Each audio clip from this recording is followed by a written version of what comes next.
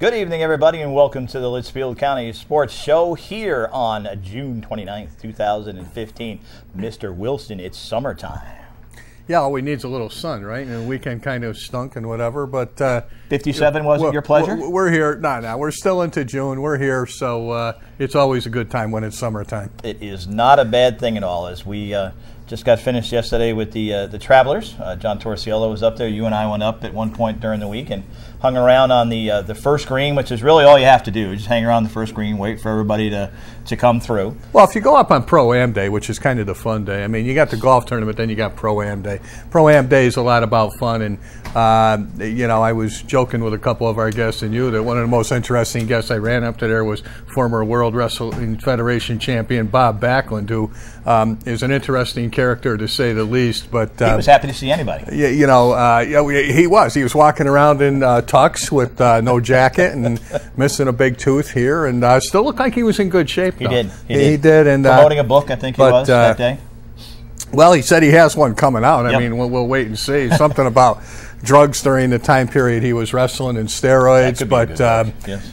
It's like I was telling people, we could chuckle a little bit, but this is a guy that wrestled how many times in front of 20,000 people at Madison Square Garden, right. And it was very big time. He was also an NCAA champion. So, but we got to talk to Ernie Els and Paul Casey. We didn't know he was going to end up in a playoff, but Gino came out and CD, and Calhoun was there. It's always a fun day, Pro-Am Day. Ray Allen and the rest. Ray Allen, forget about Ray Allen. Most people, we go sit in front of where they're teeing off. Now, with us as golfers, we would never go have someone sit that close because the ball is coming at us. But these guys, you can't even see the ball once they hit it. It's just gone. Well, I actually golfed in a small, one of the more unique benefit tournaments I'll ever play in on Saturday. And I actually did hit somebody. So okay, good. So we know it just doesn't happen in the pros. Did you yell 4, 5, or 7? I yelled Gerald Ford. Gerald Ford. There you go. Yeah. Keep it as a. Caught him right in the leg. He's got a nice welt about like that. At least last time I saw him.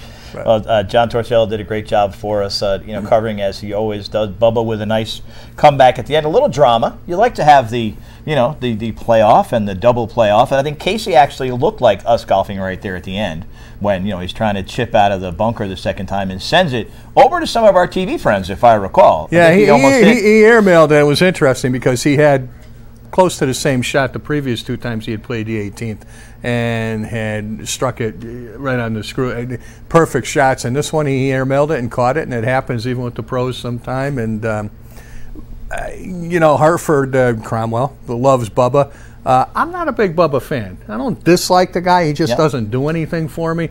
I kind of like Paul Casey. I was kind of rooting for him. I would have been in the minority, but give him credit. Bubba, made the shot. Got it done. Two-time winner now. Nice little check, 1.12 or something like that with $1 million on the end. And, the folks up there at Cromwell, they do a great job with the Travelers of taking care of us. Whatever you need. You get to ride around with the golf cart, take you where you got to be, and it's a great week, but now we're in the summer.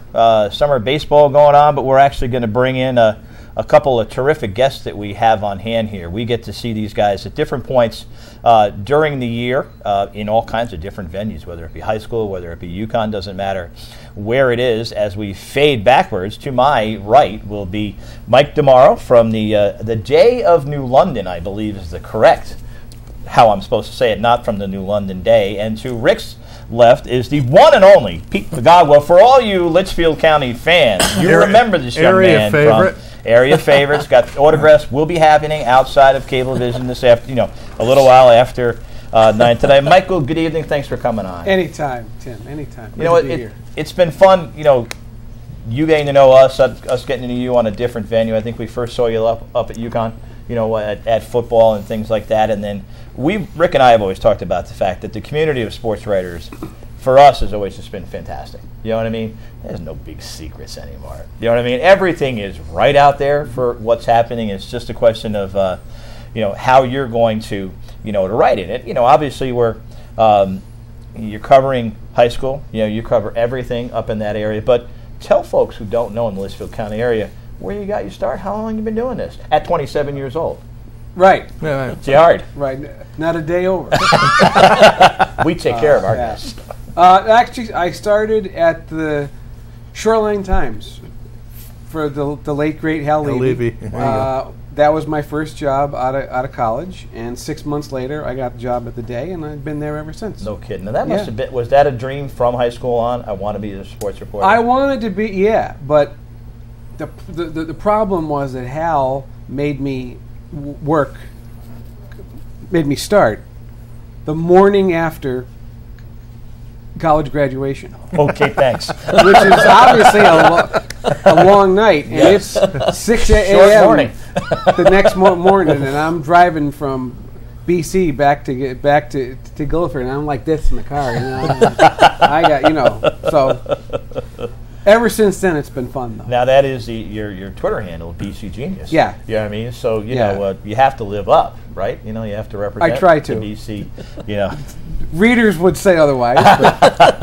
That's why your opinion is solely your opinion, and you own it, right? That's right. how we kind of like it. So, you know, at the Day, I mean, how have you seen, you know, the industry change in the years that you've been there? Well, Tim, when I first got there at 12:30 every night or every morning, we would have to go downstairs and check the pages ourselves. Yep. And, you know, Rick, you're nodding your head. He knows. No, there's a mistake here. Yeah. Somebody spelled that wrong. Yep. The headline's wrong there.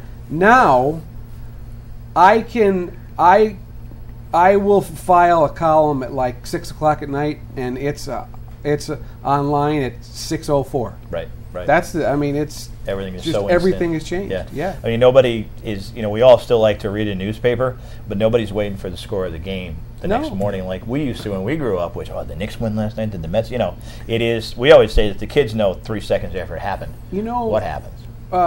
Tim, even high school now, I go away from play-by-play in a game story because it feels like enough people have seen the video highlights. I know, you know, Pete and their guys at when you were at Game Time do just a ridiculously good job. Yep. And you pretty much know who, what, when, and where before the paper gets there in the morning. So you got to give them something else. Yeah. Or in the case, you know, Rick, you cover the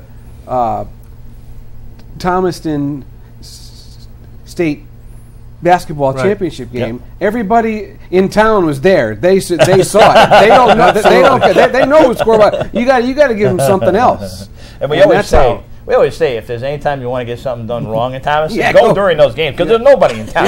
It's like the old days in Texas where everybody just closed up and went because the little school with 227 never disappoints. 120 kids. Most of them work with our good friend Tony Therina at Tony's Coffee Express too. You know, but you know it's. But he makes a good point. You know, one of the editors I worked for over the years said, if we're not getting anything different than we could get over the phone, then why are we sending a reporter to the game? Excellent point. So, and I always agree with that. We'll throw that to Lee. It was Lee Lewis. It was Lee Lewis, the editor, sports editor of the Waterbury Republican. Hey, Mike won't blow his own horn, so I'm going to blow it a little bit for it. Mike not only covered just about everything, but you know, we get a lot of people to cover. He covers it well. 4-time Connecticut Sports Writer of the Year, I believe. Kudos. And, you know, so you're not looking at somebody who just works for a newspaper or somebody who's done it and at the very top of his profession. And I know this area of this state well. Rick knows. My mother-in-law coached it at Lewis Mills. Yep. Won 4 state championships. Eileen Crumpton. Right, more than 400 career wins. Before they unceremoniously got rid of her. Yeah. We can go there if we have to. I can dig out a couple columns. Show, brother. She was very supportive of that. But she's doing great, and I'm up here a lot actually. Yeah. So good. So. Yeah. It's not. And the way that things have worked nowadays with us going on the road so often, we're up in New London. You know, it used to be because when we started LitchfieldCountySports.com, people would say, "Well, what's your territory?" Well, I said, it's the World Wide Web. And then they said, well, do you cover New York? And I'm like, well, yeah, I think they just got it. They're catching up, you know. So it's the worldwide, because it's territories with newspapers. That's what it was. There's no newspapers in Terryville. There's no newspapers from this particular one. It is wherever you are. And I think, you know, what we try to do is, you know, and Rick's always been a good guide with this for us, is that, you know, UConn is not our baby. Our baby is local. But UConn's a nice piece of the puzzle. It's a nice piece of the pie to have in there. It'll you know, draw to somebody see. else in. Absolutely, because I always said that it's the way that a guy like Rick Wilson will write the story. you know, you put your own, like you do, you put your own personality in it. Because I agree with you completely. There's no more days of play-by-play. A championship game, if it goes down to a basketball game goes down to the final buzzer, and you really have to describe, like we did Torrington Holy Cross, when the ball's set on the rim forever at Sacred Heart. You have to tell that story. Well, every game writes its own story. There's some games that are going to demand a little bit more play-by-play, whether people are there or not. But, yeah, what you're saying is essentially correct. Well, you know, the guy to your left, we have to tell a story about our young friend Pete. And we're going to go back to the beginning. I want to make sure his fan club is not out banging the door trying to get in here. You know. This is on tape. Yeah, that is true. That is true. They will see this in Thomaston, so kids pay attention.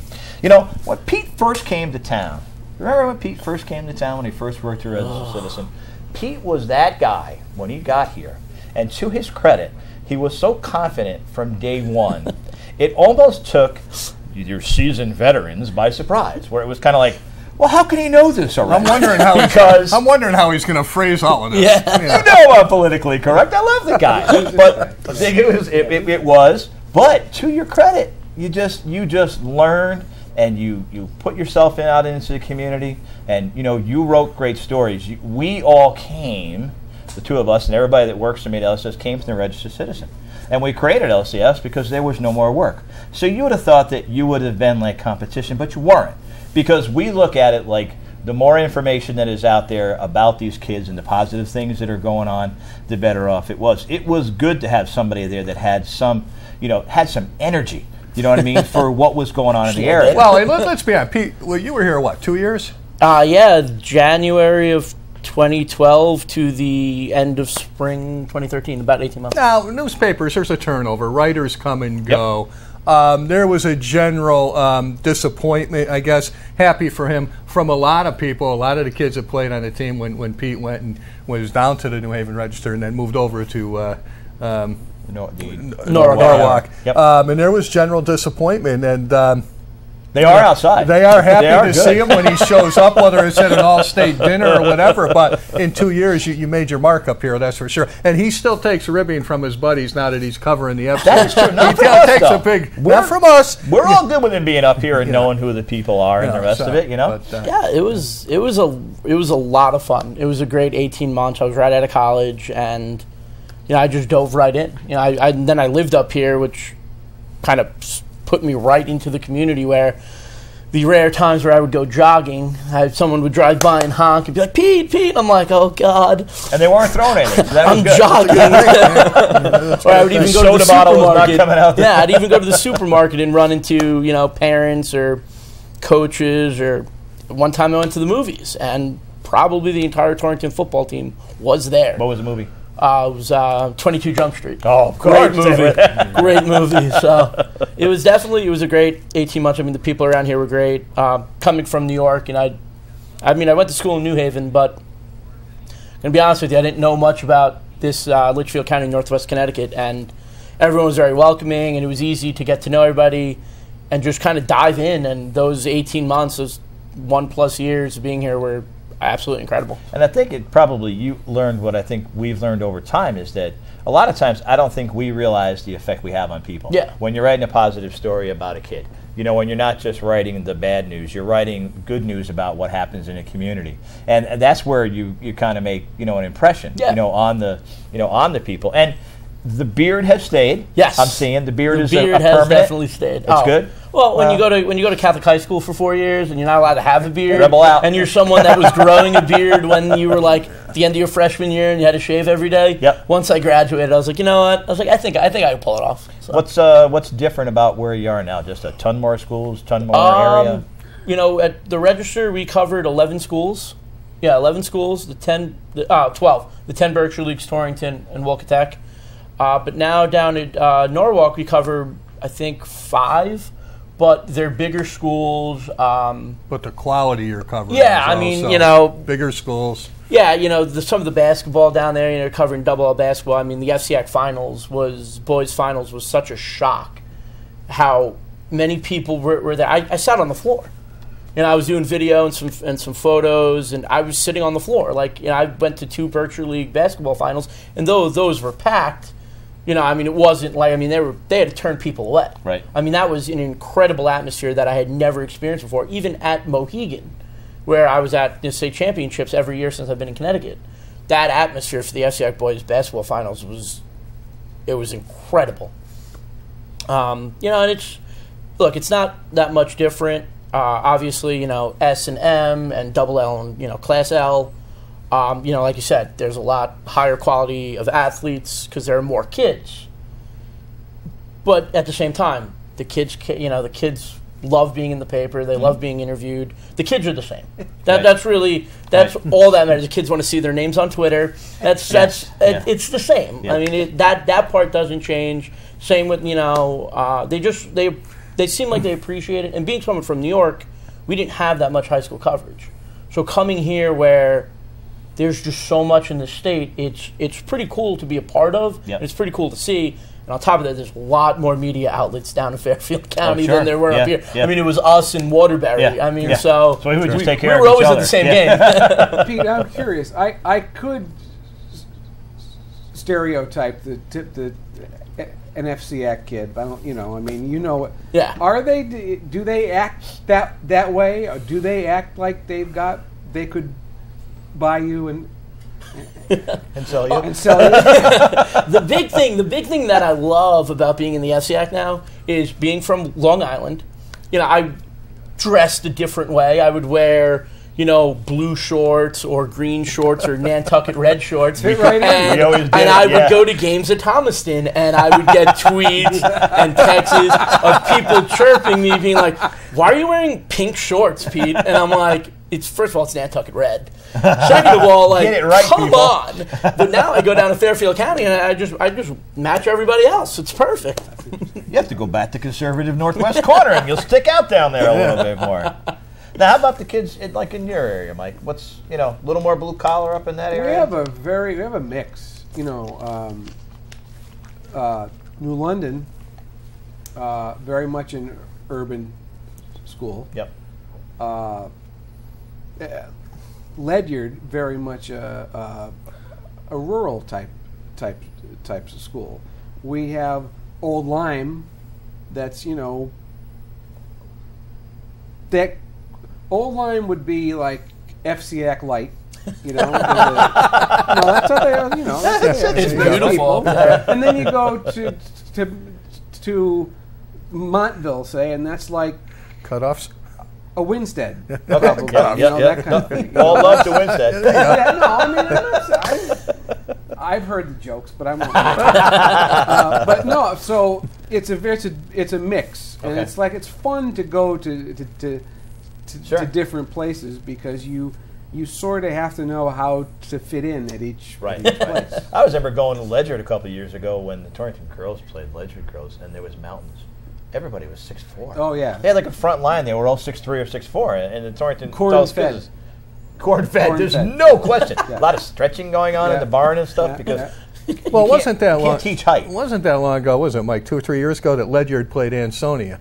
Yes. And that's two dramatically different town bases, huh? Oh yeah. Oh yeah. And it was. I remember that game, Rick, and I thought, Ledyard had a defensive game plan that day that actually worked, but just could not move the ball an inch on them, and finally they wore down. Right. But obviously Ansonia is as good as it gets. So. And we'll flip with Ansonia because I don't think Art Keel has ever gotten hit as hard as he did the first time he tried to run a kickback for UConn. Yeah. He'd done in his entire high school career when he ran to the 20 he gets and he the went ball backwards. Infrequently. That's true. I'd like to see what he could do. And you and I think had talked about it at one point in which we and Rick and I wondered about what would happen when he got into the open. Because in high school he blew everybody away. Yeah. Well, a couple of times last year he blew college away too. He's got that. I think he showed enough flashes where you'd like to see him get the ball a little bit more. He can play. Our point of order, though, was when he was in high school the whole time, we always called him Art Keel. We got up to UConn, now he's Art Cal. So I don't, I just don't know. We've been colleged or something. Yeah. I mean, for 4 years we were calling the kid one name, and now and he's too can quiet never call of him a kid to say anything to you. Whether we probably He's were just glad you called mispronouncing him for 4 years. We actually can't call him because last year we couldn't talk to him. So maybe this year we can talk to him, right? So we can call him anything we wanted because he wasn't in front of us. So we're not going there, Mike. It's too easy. Yeah. You know what I mean? Not It's yet. still young. Oh, we got 40 minutes. We're going there. It's on the list, baby. So, yes. No, go ahead. I thought you had a point of order coming. No, I had my point was Arkell's name or Arkell, whatever it was. That was my point of order. See, I have the luxury with UConn. We were talking a little bit of if they're not playing well, I can go watch Yale and sit in the stands. That's true. Like we were talking about Tyler Varga and last year, and who knows what we're going to see this year. Rick, seriously, look at that home schedule. Is there one home game this year that you're going to circle and go, I have to go see this? If you do, it's because maybe you like to see the service academies or something like that. Mike Fritz Sr. is being inducted into the Hall of Fame on the 26th. So we'll go to that game just to see Mike Fritz Sr. Isn't that the Navy game? Yep. So we will skip right to UConn football because there's no organization here. That's what we love about the whole thing. Villanova is up first at the Rent, September 3rd. There's actually 5 times on here, Mike, and that stuns me. We already have 5 times. I know. That's good. It's usually not till 10 days in. Yeah, beforehand, because you know how popular they are on TV. Well, that's a 7:30 Thursday night game. Going with me? School night? What's the date on that? I'm kidding, Rick. September 3rd. September 3rd against Villanova, who has one of the best quarterbacks in the entire country, right? So that could be interesting. Army at the Rent on September 12th, Saturday, noon. We don't mind that one. Either you or Pat will come with me on that one. But Army last year, Patrick went with me down to Army, and they still couldn't stop anything to do with the I saw Army play game. Twice last year. Saw him play against Yale. One of the best game I saw all of last year, and then saw UConn lose to him down at Yankee Stadium. And then you have going to Missouri. Now, what is Missouri normally like? I mean, still. Mike, you're on that's that a heavy trip, program, right? Missouri's, I believe, won the SEC East the last 2 years. If they haven't, they were right there. They're good. Yeah, they are. That's that game. I would go just to go to Missouri. All right, so that's tough. I would get a trip out of that. Then you have Navy at home. Don't know. BYU out there. Good luck. Yes, thank you for asking. And then UCF. The rivalry. UCF, we're going to bring the rivalry game, and UCF is just going to throw out the records. They're going to flutter. They're going to be like, we're so scared. And then you got USF at homecoming on October 17th. There's a distinct possibility of 1-5 on that. But Tim, now look, you have the first game. People will go. Yep. The next home game is Army. Maybe there's a little interest there. Yep. The next home game, Navy. Maybe there's so after September 26th. Sure. The home games are That South would be, Florida, East Carolina, and Houston. Who is going to go to those games?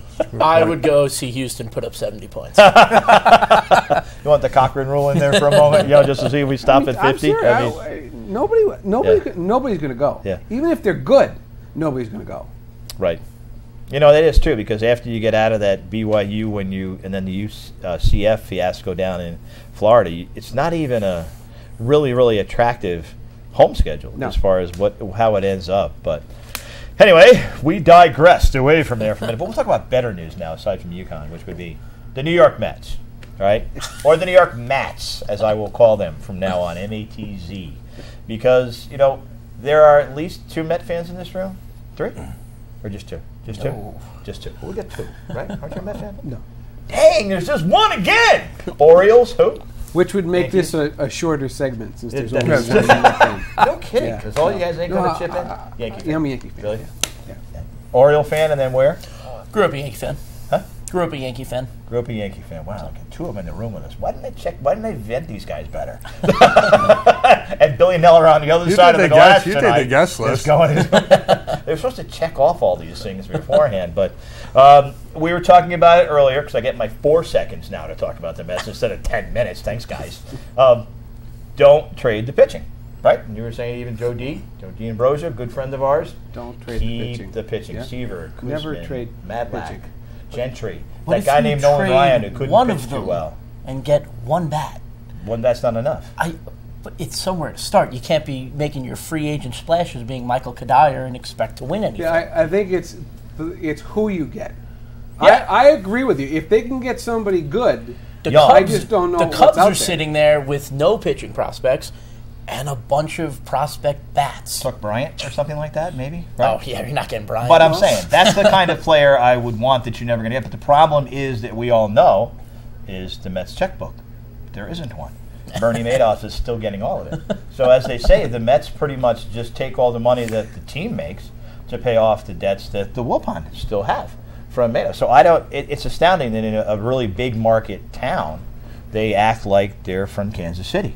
Kansas City went to the World Series. Why don't you do that? But they don't. I mean, those were all Gordon, Kane. I mean, all those guys are guys that they drafted or even traded for when they were young and groomed them and had them all come up. There were a lot of suffering years in Kansas City when I was a kid. I mean, Kansas City wasn't even a thought to make the playoffs. Right. You know? I mean, I never saw the 85 Royals. I wasn't born then. The George Bretts, the Cookie Rojas. The pine tar thing those were good teams. I was not alive for that. Those are the teams I grew up with. Yeah. So, I mean, I always know the Royals to be bad. It's the same thing with the Rays. Youngster. Youngie. It was the same thing with the Rays, and they were terrible every year. Then all that young talent finally came up together, and 08, they make the run to the World Series. And they've been an AL East competitor every year since. We have to talk local then. We'll talk Connor Bierfeld, who's now tearing it up for the Baltimore Orioles farm team. Just got promoted he got sent to the Frederick. The high A team? Yeah, the advanced good high for A. him. I think he has 59 RBIs, which was second or third in the entire minor league system. Good for him. From Torrington. Played at Torrington High School, played for the Titans. He played the New York Penn League. We followed him out there, went to Aberdeen and just absolutely tore it up. RBI and home run. It was the first year he ever struggled with an average. He hit 198 all last year. Yeah. And I talked to him before he left, this year, and the kid had never failed, ever. Yeah. So for him, it was a first. He went to Western, so it was a D3, tore it up there. It was two-time Division III Player of the Year? Two-time Division III Player of the Year? Yeah. But it's Division III. Yeah. So once you go down to that next level, you still might get some pop, but you're not necessarily going to hit for the average. A kid like Bierfeld hit 250, hit 20 home runs and 80 RBIs, and you have yourself a good career. I don't need Baltimore getting any better. So this is a concern right now. This is a concern. How about Tampa? You worry about that? I worry about everybody. Yeah? Okay. Yeah. Now I'll give you one Tampa one that you have to root for just because it's almost a family member. Steve Geltz lived with us back in 2008. Yeah. He got drafted from my basement.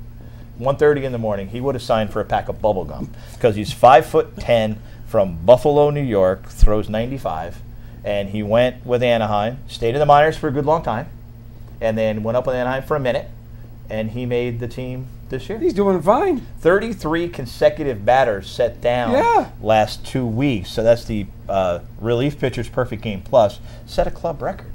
Now this kid has been making $14 a month, for 6 years. So you go up now to $454,000. The check looks a little nicer. It's probably going back to mom and dad because you owe them a lot. Are you getting any for To tell you the truth, custom-made T-shirts for host dad, host granddaughter, host mom. There's a frog in our backyard with a baseball on it that's signed and the rest. So when they came down, they took really good care of us.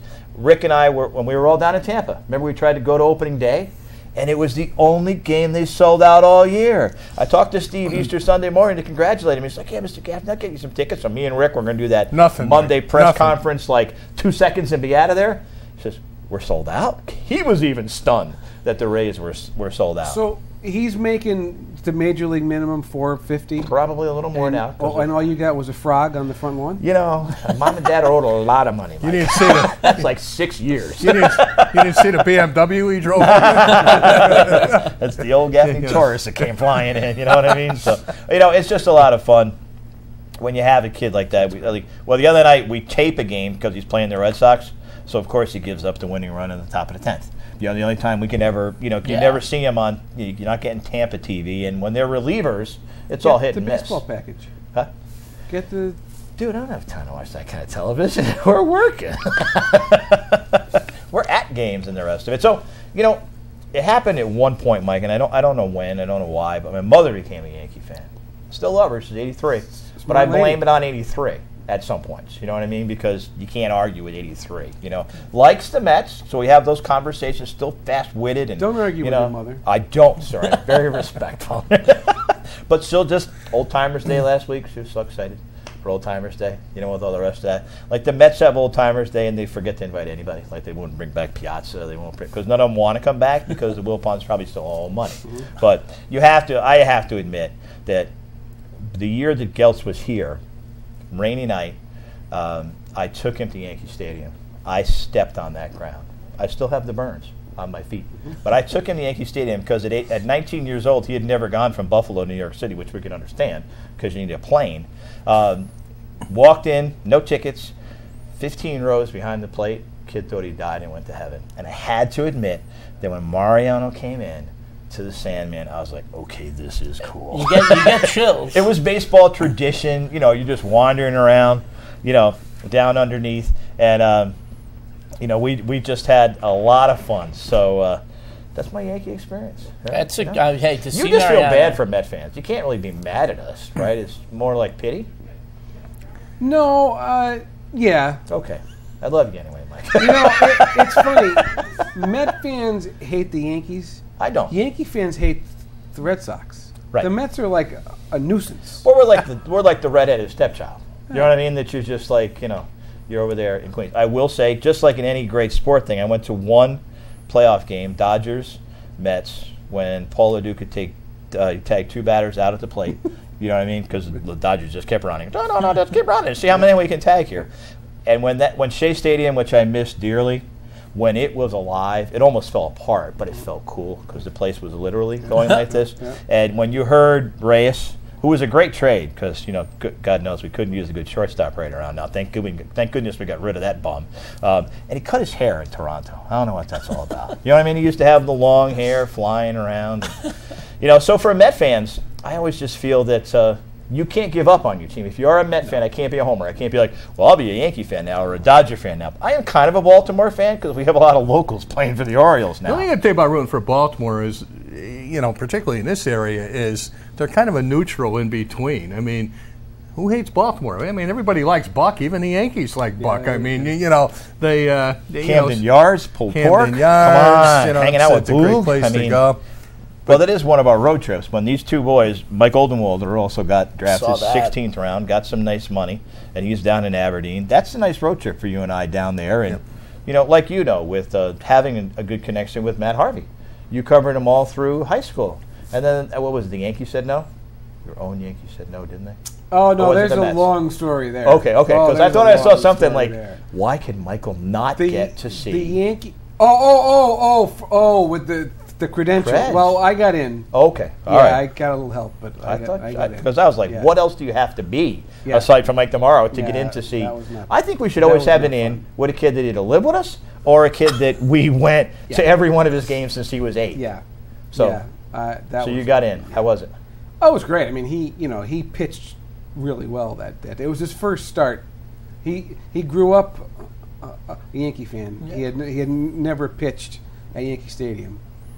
And after the game, they were all trying to get Matt to talk about growing up a Yankee fan, pitching here, and he was having none of it.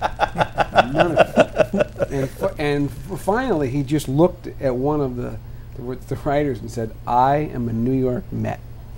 I mean, it was, and you get those steely eyes. And I was like, you know, I'll meet you in the parking lot later. If the Mets are smart, they use that as a Dark Knight as a marketing. You know? Yeah, it was really. Look at all the Batman masks and stuff like that. And ever since he put the Batman mask, he's giving them like 3 home runs a game. But anyway, it's never easy coming back from Tommy John. I mean, you're gonna still hit a wall and. Well, it'd be nice if they scored a run for him. Yeah, because I did notice the other day between him and DeGrom, they were 1-1 in their last 3 starts, and they had given up 2 and 3 runs respectively. You give up 2 runs in 3 starts, you might get more than 1 W. You know what I mean? But then again, it is literally the Mets minor league roster from the beginning of the year from AAA is actually the major league roster. Yeah. So, you know, Rick told me the other day when we were up at the Travelers that we had lost like 7 in a row because I stopped looking. Because we as Met fan knows that by mid-June, when school's out, so is baseball, right? We're looking for the fall, but I'm a Jet fan. So I'm not really sure where we go from there. You know, so misery just loves company. You're a remarkably upbeat person. I know, dude. Huh? How do you wake up? How do you wake up? You have to be what you rooted for, anyway. But going over to you, hockey. We never knew the passion that came from you with hockey until last summer. Jack Capuano, the head coach of the Islanders' son, Anthony, lived with us. And Jack Capuano and his wife come down, and you know that you're living with a well-to-do family when either of their cars is nicer than both Gaffney cars put together. So I also know I didn't have to take him anywhere because he comes down with the huge SUV, and Mom and Dad come walking in with water and Gatorade and food and the rest of it. And I didn't get a chance to go down to the Coliseum. But he has told us we have carte blanche at the Barclay next year to kind of come in. I got to convince Deb to go to a hockey game. That could be kind of tough. Or I might be calling you, brother. You that's fun. Hey, I'm in. I haven't been to the Barclays yet. Yeah, I was actually at the last two. Did you shed some tears over the? Or take a chair? Yeah. I did. No, I did not take. Some guy actually in our section got thrown out trying to steal a chair. I was there for the final game at the final regular season game at the Coliseum, and then I was at Game 6 of the first round, and they lost in 7 in Washington. So I was there with my dad, so that was kind of cool. My family's had partial season tickets since like 2000, 2001. So, I mean, saw our old usher, Skippy, who's still there. Nice. You just see so many familiar faces after all that time. It was awesome, the fact that they went out on such a great year. Well, winning the last game at home, right? I mean, Game 6, they're tearing it ridiculous. Down? They're renovating it. I don't know if they're going to fully tear it down or rebuild it, but they're renovating it. The guy who owns the Barclays, they won the rights to renovate it, so I don't know what they're doing with it yet, but they're rumored to build it where it's going to be small enough to be like a minor league hockey stadium, so we'll see what goes on there. So, all right, Pete, I live on Long Island. Let's say for the sake of argument, right near the Coliseum. Yeah. What time would I have to leave my house to get to the Barclays Center for a 7 o'clock face-off? To be honest, I don't know. I've actually never been to the Barclays Center. Right? I haven't. Yeah, you can't drive. You would take the train. Mass transit, Yeah, you'd have to take the train into Grand Central and then out. Yeah, well, they're talking about for game nights having a train that goes straight through, like they do on the Long Island Railroad. They do for Mets games, or they'll go straight to like Citi Field, or even there's the Metro North. You could get on at like New Haven, depending on the game, and you go straight to Yankee Stadium. Yeah, they have the Metro North station. So they're trying to figure all that out. There's even rumors that they might push back their starts to 7:30. Do you think anybody's going to go? Yes, I think if they win, people will go. You win, you get 101 points in the season. You play great 7-game series. You have probably one of the best young superstars in the NHL on your team. People are going to go to watch as long as you keep winning. That's all that matters. Did Cappy get himself another year or two with this year? I think so. I mean, I knew Jack when I interned with the Sound Tigers for 2 years, my junior and senior year of college. Jack was the coach, and then for about more than half the season, and then the Islanders fired their coach, and he got promoted. But even he would come back all the time. So, I got to know him pretty well. He was a really nice guy. But no rumors of anything this year? They had such a great run. 101 points, first time they got 100 points since they lost in the Cup to Edmonton in 85. So, 85, 86. So, you want to talk about, I know Jets and Nets have been rough, but being an Islander fan was pretty bad for a long time. 86, brother. That's the last thing I got. They went to the World Series. They went to the World Series in 2000. Well, the Islanders we have no were Red good Sox for fans here that can yell at us. 3 years when I was 11, they were good. When I was 11, 12, and 13, they were good. They went to the playoffs 3 straight years and didn't make it out of the first round. So, did you have a little extra oomph in you either down where you are or up here when you got to cover hockey? We don't have a lot up here. We don't. But I always would go. There were only 2 teams up here with 6 schools combined. Yep. So even down there in Norwalk, Norwalk and McMahon play together, and then there are a couple other teams. Staples plays with Weston and another school.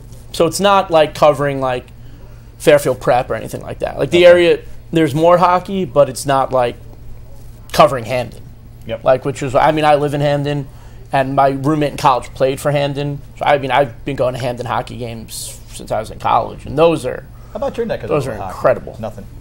No. Nothing up there. There are co-ops with 6 schools. Yeah, pretty much like here. Try getting that in the lead, Rick. that led East Lyme, Fitch, Ledyard, Waterford, Old Lyme, East Lyme to it. And what did the kid play for? I have no idea. Yeah. One of those Well, that's like schools, the Housatonic, Northwestern, and Wamogo team Yeah. right. for hockey. How do you abbreviate that one? Yeah. You can't get that on Twitter either because it's going to be all over. Just Yeah, put that's the, right. No, that's 140 characters That's right all there. done right there. Just something happened at these schools. So, as always happens, I think we got like 10 minutes to go here on the fastest hour on Cablevision. As we want to thank our sponsors, Milletta Pfeiffer and Associates, the folks that rehabbed the Gaffney knee. We're almost running. And the thing I say about running is I'm not good at it, but I want to be able to get out of the fire and run after the dog if I have to. So Mr. Wilson is walking a lot now. He's getting himself in shape. From what I understand, I'm hitting the track a little bit more, so we're feeling a little better in the summer. Rick? Yeah, well, we're trying. We got to get up off the couch and up off the see, that's my age talking. I was going to say the typewriter occasionally, but up off the computer. Yeah, I go out in the morning and walk. We can't eat like we did in Tampa? Pizza at 12:30. Well, you know what I told you. I cover a couple of those. I still do. I'll be dead, but just. Paul Doyle had told us that we were eating like Mick Jagger, in the middle of the night, and we learned from guys like Elliott and Roger Cleveland. We know their tricks now.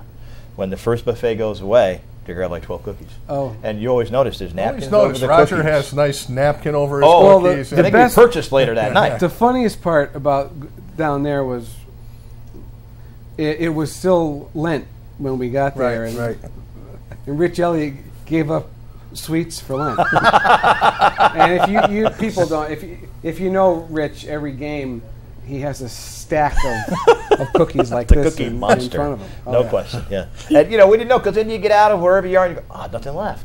Yeah. You're in the bottom of the bag of potato chips. Then you go over to the table and you're like, Roger and Rich, they had the piles all set by the end there of was the a night. fruit table down there too, but I didn't see any apples or pears No, on their no, table no, or no. bananas And or anything like that. We'll talk to you a little bit about Florida for us. I mean, you've covered a lot of these different things, but I thought that environment down there was just terrific. Hanging out with all the writers that you see around Connecticut at different times. Everybody is very intense. There's so much to do. You can't ask. Like poor Gino says, can you ask me any more questions? Is there any more questions to ask? Everyone has asked every question, every way possible. But, for us, I think it was kind of like when you first started doing it. It's like, that's about as good as it gets. Yeah. I mean, seeing that kind of quality, the access that you get to all the players that you never see during the regular season. You see the regular three. You know what I mean? Yeah. At this time, we could see Tierney Lawner, the kid from Ansonia, which we never could see all year. Rick saw her on the street by the garden the year before after St. John's, and she literally almost ran from him because she knew she couldn't talk. She said, I'm even not though sure you're just what like, I can hey, how say. you doing? I can't, it's just... You're a walk-on. You don't want to get booted because you said the wrong thing and it went somewhere. But do you still get a buzz from going to those things? Oh, you like it? Oh, yeah. I always tell... There's usually one kid on the team that I know better than the rest of them, and I'll... the first day, I'll go up to him and say, "Your job is to get me to the Final Four, because it's the most fun. I mean, you know how it is. Some of those games are hard to watch. And hard to watch. Who will that be this coming year? Is that Stewie? Probably Stewie. Stewie, yeah. And the Final Four is in Indianapolis, which is a great food town. Well, I asked Roger Cleveland, That's and all what these I've heard. guys say you guys that have covered a lot of them. I asked him what was his favorite venue, and he said Indianapolis, and I think he said San Antonio. San Antonio, yes. Yeah, he liked those two places in particular. Great food town, though. Great food town, and let me tell you, Rick, the Steak and Shake at 3 a.m. There's nothing better. You'll love it. It was better than the pepperoni pizza we were eating in the bottom of the... better 40 pepperonis they brought out at 12:30. My Lord. And it was so fun for us because, you finish at 2:30 in the morning, you go home for 3 hours, and you come back at 9 o'clock in the morning and ask the same kids more questions. Yeah. You know what I mean? Except this time you got Muffet McGraw up there and the kids from Notre Dame. Tim, they're trying to get the hardest turnaround is Sunday night to Monday morning. They're trying to get the Monday stuff pushed back a little bit. Okay. Just to give the kids, the kids walk in and they're college kids. Well, you remember me and Rick. After I did videotape with you guys, I forget that you're not supposed to videotape up front. And I had the camera in my hand all day, so I just started taping. And some guy, security guy, comes over tapping on my knee. Well, the knee was still sore. So I'm about to knock him out. Like, let my knee alone. And he's going going like this. And I'm like, yeah, you're going to die because I'm hitting my knee. Mike, after next year, aren't they going to Friday, Sunday? I'm not sure. I think it goes to Columbus, Ohio, the following year. I'm not sure. So the days are not changing this year. It seemed to me they were time because they thought that was a lot of days from Sunday to just right. Yeah. And then Rick, your favorite story. Come on, I had my moment. You had yours. Oh, well, you mean when my phone went off? His phone goes off and it plays "It's a Beautiful by the Rascals, Morning," which is a good song. And it just Gino doesn't need to be going off because Gino kind of looked at me with. But he started dancing. He started singing. It's 9 o'clock in the morning and they're all asleep. So it's not like anybody said, "Get out of here, you guys." But that's one of those things when it happens that you can't find that button quick enough. No. First of all, I can never get. I got my phone right here, but I'm digging and I'm trying to get it out of my pocket. It's got this sticky. You just couldn't and all get of us it next off. to him were just howling, as I was with the camera. Like, leave me alone, he's dude. reading I'm his trying to Orioles are getting beat 4-0. Oh, good. There we go. Good. Mike will be happy about that. We know what's going on there. So, what else is new in the world, boys?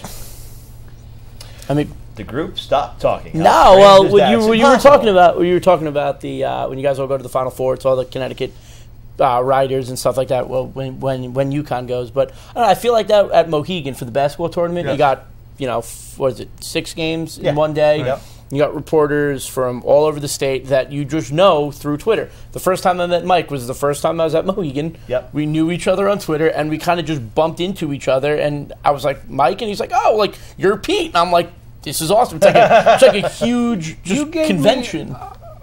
A line that I stole that from was column, this year, yeah. I don't remember. While we were eating lunch. It was it's like breaking up with your girlfriend through text.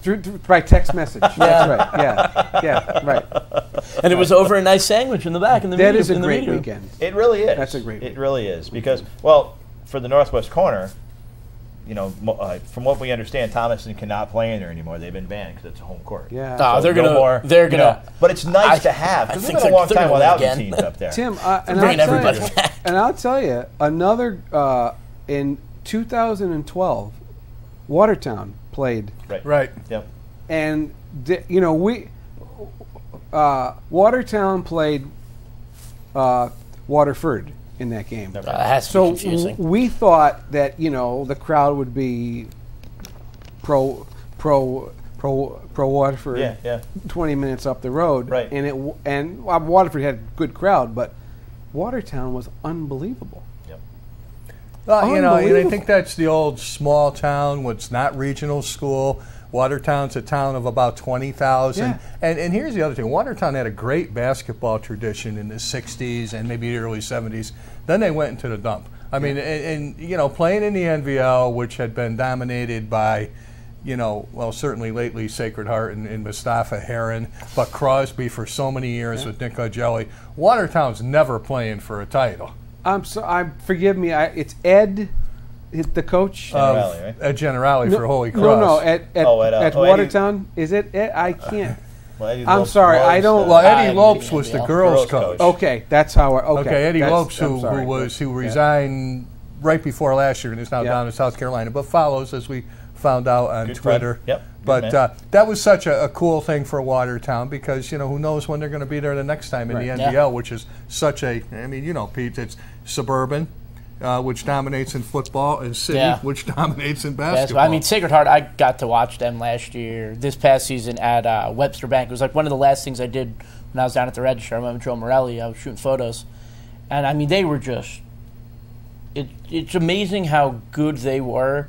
And then I was like, Mustafa, he didn't have that good of a game. And I looked at it, he had a cool 35, and it just made it look like... They are in M this year. Oh, thank God. Yeah. And that's good. And Heron is actually, he played up in Torrington, and this year for Torrington, biggest crowd we had was when Sacred Heart came to town because they wanted to see the NBA. That was even 2 years ago when he was a sophomore. Right. That place packed out. But my favorite story with him, NVL Finals, I was covering it for Game Time, Crosby, Sacred Heart, he wasn't playing in the game, he was hurt. And I got there really early. I was told, get there early, it's going to be packed. And so I get there so early, I'm like the first person there. But I'm like, what? I know where I parked. And I usually get lost wherever I'm going for the first time.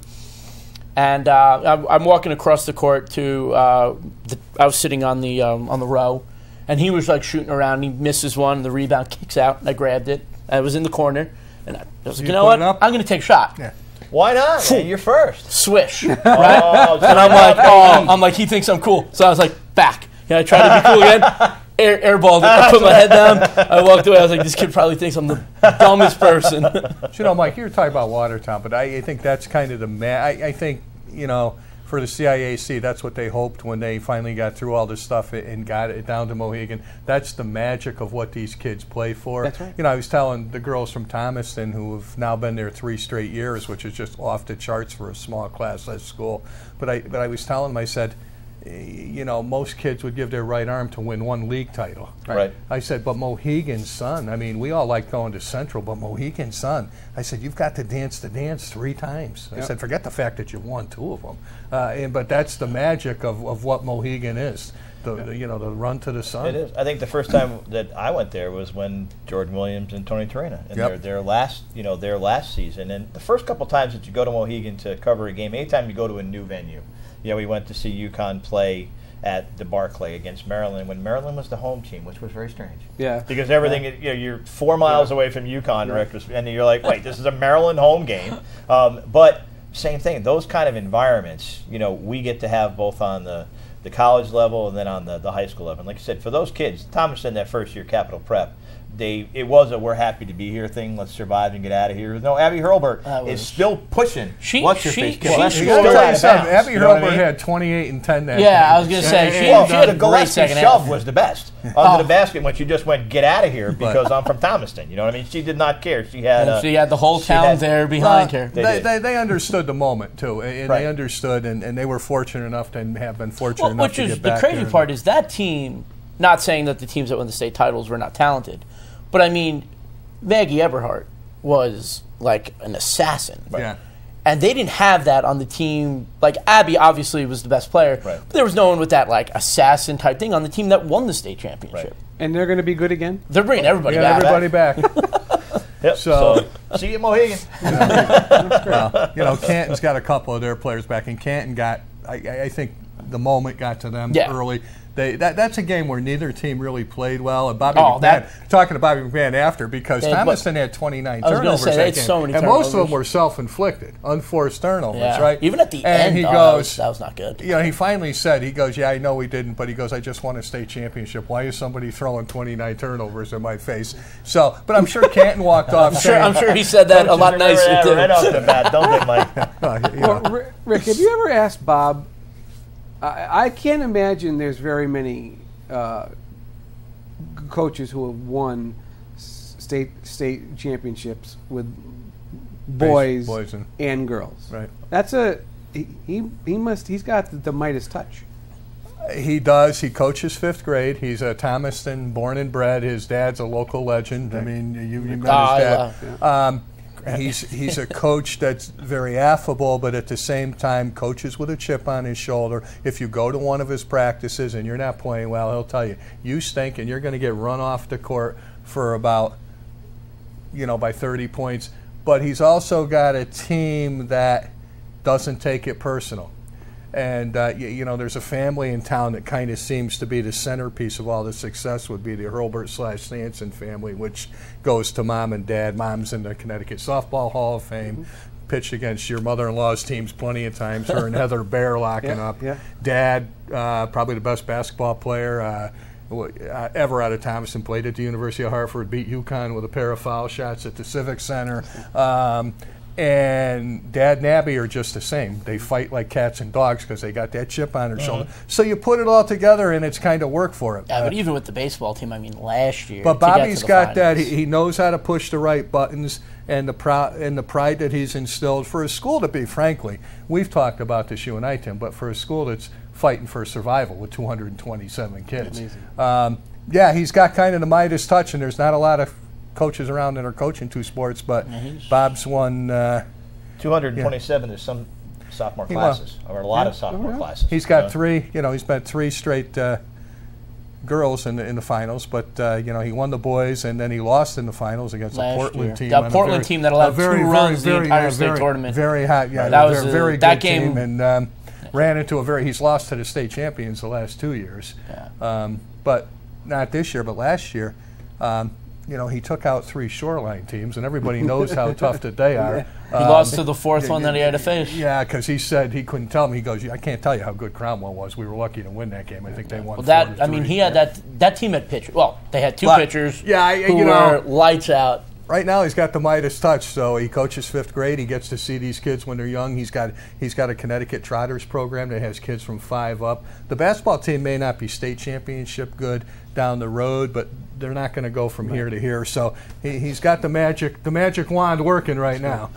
Every time they start getting closer to the state championship, Rick tells me that his team doesn't have it. They don't have enough. They don't have enough. And I always tell him, Rick, stop. Every time you tell me they don't have enough, well, you guys they are go already right talking to the state about championship. Next year, and I'm thinking, yeah, they got everybody back. But Canton's got a couple kids back. I'd never count Thomason out. 6-0.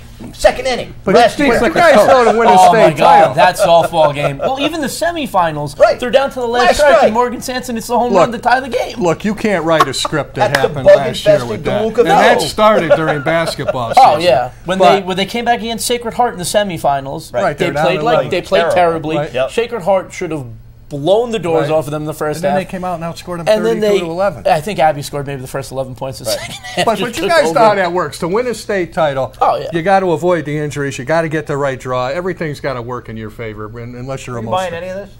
He thinks like a coach. Not bad, huh? That's good. I like that. He's a teacher, so he doesn't want the kids to get too high and mighty, kind of keep them on the narrow. We've had a couple of the kids on the show because they're nice enough to let us tape down at Thomaston High School and the rest of it. And you know, those kids are getting so used to us. Although it was funny when they won the softball championship last year, we had them up and we were doing a show at Applebee's, and Abby Hurlbert, who's been talking to the press since she was 5, turned off her microphone, Pete, because she was so afraid.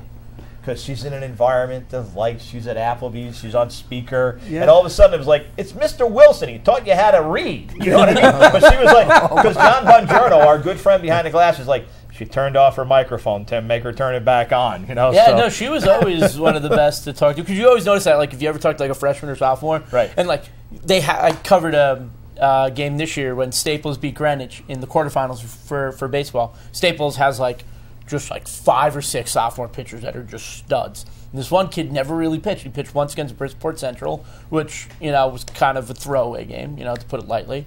And he comes in quarterfinals in a back-and-forth game. Greenwich is up, Staples up, Greenwich is up, Staples up. And he comes in the 5th inning and goes the rest of the way, allows 1 hit, and just dominates. And I talked to him after the game, and he was, shy. I was like, and he's kind of I've never up on the rubber. I've never talked to a reporter before. I was like, all right, we're gonna do this nice and slow. But you never know. I won't mention her name because she's one of the very best in Connecticut. But during this past spring season, she would actually run away at the end of games. She didn't want to talk, and if you cornered her, she would stay there. But it was kind of. She always had a teammate with her. Always had platitudes or whatever. So you get kids like that just aren't comfortable in front of the camera. I mean, I'm going to be honest. I don't know what I would have said if I was ever interviewed when I was a high school athlete. You're actually being interviewed now. You're doing quite well. You would have found something to say. I mean, I would have found something to say, but I would have been the kid who was throwing out, guarantees and all this stuff that people are putting up on bulletin boards. Hey, we got about 2 minutes left here on the fastest hour on television. We want to thank John Bongiorno behind the glass there and the fine folks here at Cablevision for having us. Billy Neller, the legendary Billy Neller of the Litchfield Hills Road Race and also of the live Monopoly game, which I'll be writing about over the next couple of days. They had a life-size Monopoly game yesterday in Litchfield. How do you get invited? How do I play Monopoly. It's about $3,000 to join, so try it next year. When was that, Saturday? That was yesterday. Next. Before we run out of time, I just want to thank Pete for coming on. Michael, I want to thank you for coming on. Looking forward to seeing you out there, in the future and reading the great stuff. It's just a pleasure. At our working one with guys UConn game like this you. year. Yes, we'll see you at the one. We will. We'll see the buffet. Yeah, there you go. Good one. Maybe we'll hang out a little longer. They're lousy in football. You had Swedish meatballs and some. Well, I don't know what that ham thing was, but that's pickles that I made for you. So we took pretty good care of you here. Much better. Pete, nothing but great success where you are. Thank you for coming up. I'm sure we'll run into each other. And, I'll come up for a game. Back and forth with these guys. We'll see them a couple of times, and then we might not see them a couple of months. So it's great to see you guys up here tonight. Absolutely. It's been Thanks a lot of for fun. having us. Appreciate it. You got it. So, Mr. Wilson, what's the latest plan for? We got vacation time coming up. I'm going to San Diego on July 11th. I'm out of here. You're leaving. I'm going going to Myrtle Beach on the 19th, and then going to Chicago a little bit after that for a couple of days. And I think we'll be back doing another taping here the end of August. Before we know it, I'm sorry, you'll actually be back in school by then. I think you and I are going to try to hit the links at some point this year. I might just I'm retire. not sure. I might just retire. It's not a bad gig. So, hey, listen, we're going to wrap it up here from Cablevision. I'm Tim Gaffney. This is Rick Wilson. We want to thank Mike DiMauro and Pete Peguaga for coming up today and joining us, and we will see you all soon, Mr. Wilson. Aloha.